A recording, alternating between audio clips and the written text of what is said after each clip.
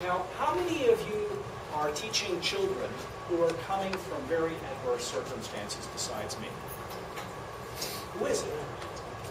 So, have you ever had a child who's come to you who's been born premature, had birth complications? Did you know of? Yeah. Okay. And how about a child who's been involved in very serious, crazy family stuff? Anybody here? And maybe with drugs and alcohol? Okay. And domestic violence? And maybe a special ed label? Okay, what happens to those kids?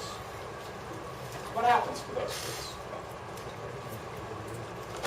They get lost. They get beat up. Yep. Get lonely.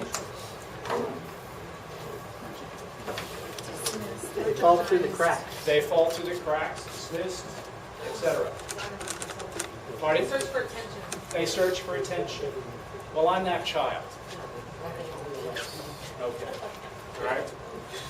I'm that child.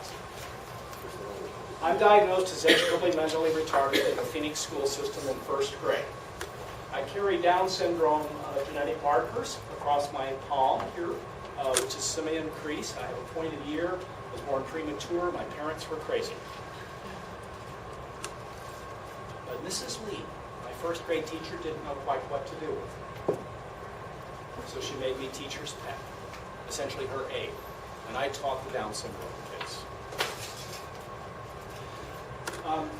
Then Mr. Fleury, my 7th grade art teacher, noticed that I had talents.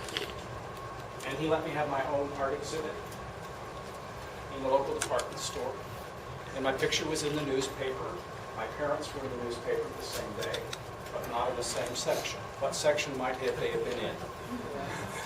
Yes, the police book, which is read regularly by anyone living in a small town. I also sold a painting for $100. That was a lot of money in 1961. That's a lot of money. Then Mr. Rolfe, my 8th grade science teacher. Is anybody here a science teacher or an art teacher? Mr. Rolfe, my science teacher, first year out of school, from Fort Hays State College, says, have you ever thought about doing science fair? I said, oh, no, I have, Mr. Rolfe, but I don't have any money. Mr. Rolfe says, I have this piece of paper from the National Science Foundation, and you could get a National Science Foundation Junior Fellowship for your science fair. So I wrote it, and I got $50 to do a research experiment called The Effects of Electromagnetic Radiation on the Reproductive Success of Drosophila madagascars, which was testing a hypothesis that if we did international space travel, that we had to protect astronauts or cosmonauts from cosmic bombardment, otherwise they would die from mutation, cancer, etc., or just plain out radiation poisoning. That was my first grant. $50. So the reason I'm telling you this is that I want you to know that we do this for not just scientific purposes or that we might earn some money, but we do it for heartfelt reasons.